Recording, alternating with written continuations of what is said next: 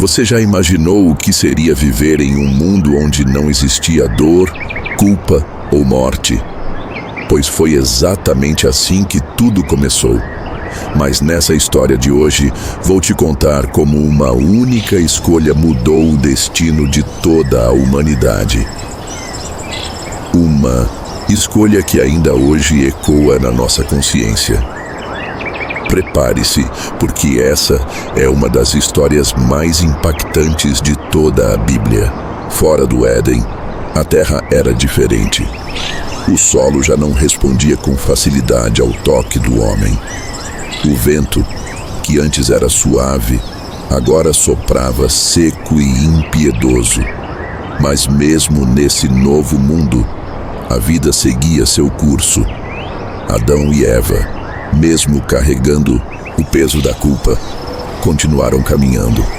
Não mais como inocentes, mas como seres humanos conscientes de sua fragilidade. Eva concebeu e deu à luz seu primeiro filho, Caim. E depois veio Abel. 2 irmãos, filhos do mesmo ventre, mas com caminhos e corações muito diferentes. Caim era lavrador, trabalhava a terra com esforço. Abel era pastor, cuidava de rebanhos com zelo. Ambos aprenderam sobre Deus com seus pais. Ouviram as histórias do Éden, da criação, da queda, e sabiam da importância de honrar ao Criador. Em um certo dia, cada um deles levou uma oferta ao Senhor. Caim ofereceu frutos do campo. Abel, por sua vez, levou as primícias do seu rebanho, os melhores cordeiros. Deus olhou com favor para a oferta de Abel, mas não para a de Caim. E foi então que algo novo surgiu no coração humano: a inveja. Um veneno silencioso que cresce em silêncio, até se transformar em destruição. Caim ficou irado, seu rosto se fechou, seu semblante mudou. Deus, que vê além das aparências, o confrontou com amor e advertência. Por que estás irado? Se procederes bem, não serás aceito, mas se não procederes bem, o pecado jaz à porta, e sobre ti será o seu desejo, mas cumpre a ti dominá-lo. Era um alerta direto, uma chance de escolha. Caim ainda podia mudar o rumo de sua história, mas em vez de ouvir, ele alimentou o rancor. A semente da inveja criou raízes profundas em seu coração. E em um momento de falsa calmaria, Caim chamou Abel para ir ao campo com ele. Ali, longe dos olhos dos pais, longe do olhar humano, mas não longe do olhar de Deus, Caim se levantou contra seu irmão e o matou. O primeiro sangue humano foi derramado sobre a terra. Um grito silencioso ecoou pelos céus. A criação, que havia sido feita para a vida, agora se tornava palco da morte. Mais uma vez, Deus se aproximou. E como havia feito com Adão, fez uma pergunta não para obter informação, mas para despertar consciência. Caim, onde está Abel, teu irmão? A resposta de Caim foi marcada por frieza e ironia. Não sei. Sou eu o guardador do meu irmão? Mas Deus sabia. A terra que recebeu o sangue de Abel agora clamava por justiça. O crime não poderia ser encoberto e a consequência viria. Deus declarou a sentença: Maldito és desde a terra, que abriu a boca para receber o sangue do teu irmão da tua mão. Quando lavrares o solo, não te dará mais a sua força. Serás fugitivo e errante sobre a terra. Caim sentiu o peso da sentença. Temeu ser morto por outros homens. Mesmo após tamanha maldade, Deus ainda mostrou misericórdia. Colocou um sinal sobre Caim para que ninguém o matasse. E assim, o primeiro assassino da história foi poupado.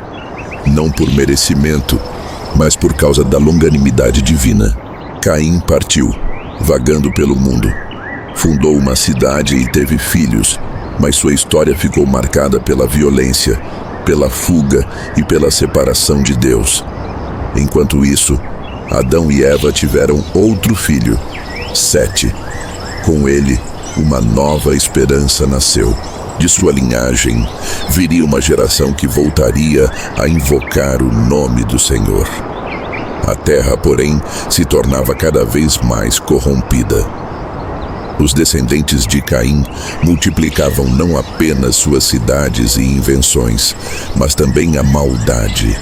A violência crescia, os corações se endureciam e o pecado se espalhava como uma praga invisível.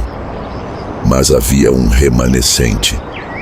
Aqueles que ainda buscavam a Deus, que se lembravam das histórias do Éden, que ensinavam aos seus filhos sobre o Criador. Homens como Enos, Enoque e mais adiante Noé, todos fariam parte dessa linhagem de fé. A queda do homem não foi um evento isolado, ela se tornou uma herança. Cada geração herdava não apenas a vida, mas também a tendência à desobediência.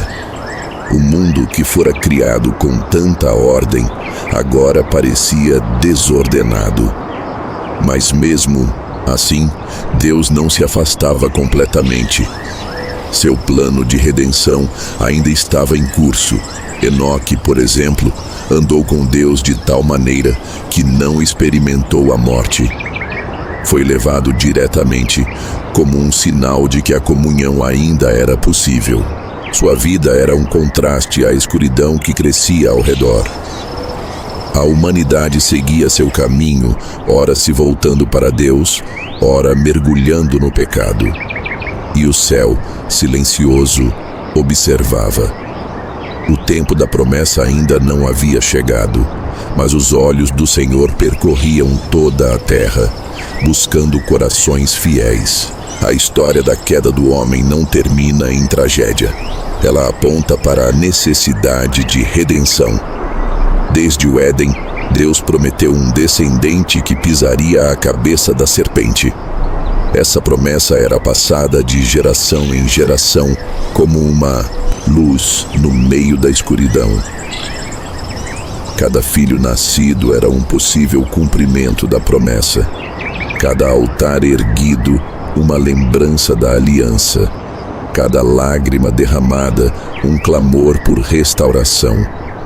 Mesmo com o pecado se espalhando, Deus não desistiu da humanidade. Ele continuou agindo por meio de pessoas, de famílias, de histórias. A linhagem de fé crescia em meio à corrupção, e um novo capítulo se aproximava. Um homem seria chamado para recomeçar o mundo. Seu nome era Noé. Mas essa é uma história para o próximo episódio.